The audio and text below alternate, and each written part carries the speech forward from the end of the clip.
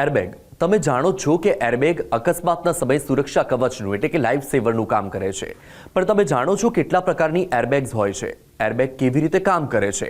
Airbag કેટલી ઝડપે ખુલે છે? શું એરબેગ પણ ઈજા કરી શકે છે? આ તમામ સવાલોના જવાબ આજે આ વિડીયોમાં મેળવીશું. સૌથી પહેલા ફટાફટ આ વિડીયોને શેર કરી દો. નમસ્કાર, હું છું આપની સાથે વત્સલ. ઝી 24 કલાકના ડિજિટલ પ્લેટફોર્મ પર આપનું સ્વાગત છે. સૌથી પહેલા એ જાણી લો કે એરબેગ શું છે. એરબેગ એ સામાન્ય રીતે પોલિએસ્ટર જેવા મજબૂત કાપડ અથવા ફેબ્રિકથી બનેલું બલૂન જેવું આવરણ હોય છે.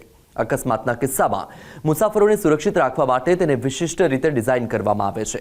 તે કારમાં સેફટી કુશનની જેમ કામ કરે છે. વાહન સાથે કોઈ પણ પ્રકારની અસર કે અથડામણ થતાં જ આ સિસ્ટમ આપમેળે એક્ટિવ થઈ જાય છે.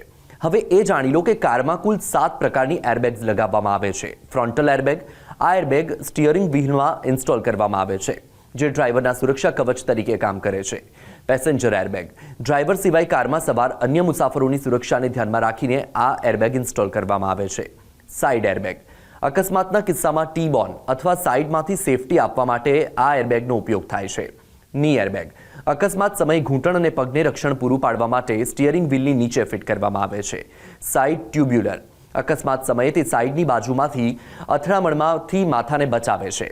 Rear certain airbag. આ એરબેગ પાછળના અકસ્માતના કિસ્સામાં પાછળના મુસાફરોના માથાને સુરક્ષા પૂરી પાડે છે. Rear centre airbag. આ એરબેગ અકસ્માત દરમિયાન પાછળના મુસાફરોને બચાવે છે. એરબેગને સપ્લિમેન્ટરી રેસ્ટ્રેન્ટ સિસ્ટમ એટલે કે SRS પણ કહેવામાં આવે છે. અકસ્માત થતાની સાથે જ SRS સિસ્ટમમાં પહેલેથી જ ઇન્સ્ટોલ કરેલો નાઇટ્રોજન ગેસ એરબેગમાં ભરાવા માંડે છે. આ આખી પ્રક્રિયા આંખના પલકારામાં એટલે કે આશરે 0.015 સેકન્ડથી 0.050 સેકન્ડમાં થઈ જાય છે. એરબેગની સ્પીડ લગભગ 300 કિલોમીટર પ્રતિ કલાક છે. સામાન્ય કાર અકસ્માતની પ્રક્રિયા લગભગ 120 મિલીસેકન્ડ ચાલે છે. તમારી આંખનો પલકારો લગભગ 100 થી 150 મિલીસેકન્ડ લે છે અને તેનાથી પણ ખૂબ જ ઓછા ભાગમાં આ એરબેગ ખુલી જાય છે.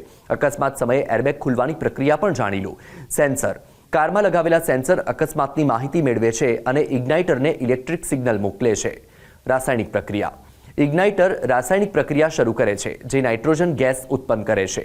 ગેસનો ભરાવો. એરબેગમાં નાઇટ્રોજન ગેસ ભરાવા લાગે છે. ડિપ્લોયમેન્ટ. એરબેગની હોલ્ડિંગ પેનલ તૂટે છે અને એરબેગ ખુલી જાય છે. કુશનિંગ. એરબેગ બહાર નીકળીને પેસેન્જરના શરીરને સલામતી આપવા માટે કુશન જેવું કામ કરે છે. ડિફ્લેશન. ડિપ્લોયમેન્ટ પછી એરબેગ આપમેળે ડિફ્લેટ થઈ જાય છે. હવે સૌથી મોટો સવાલ એ પણ છે કે શું લાઈફ સેવર તરીકે કામ કરતી એરબેગ ઈજા પણ કરી શકે છે? એમાં કોઈ શંકા નથી કે એરબેગ સૌથી મહત્વપૂર્ણ સેફટી ફીચર છે, પરંતુ ભૂતકાળમાં કેટલાક કિસ્સાઓમાં એરબેગથી ઈજા થઈ હોવાનું પણ સામે આવ્યું છે. એરબેગની ખૂબ નજીક બેસવાથી છાતીમાં ઈજા થવાનું જોખમ વધી જાય છે. તમારે ઓછામાં ઓછા 10 ઇંચના અંતરે બેસવું જોઈએ. એરબેગનો આંચકો સહન કરવામાં અસમર્થ હોય, જેમ કે કોઈ બાળક કે વૃદ્ધ, એવા કિસ્સામાં ઈજા થઈ શકે છે.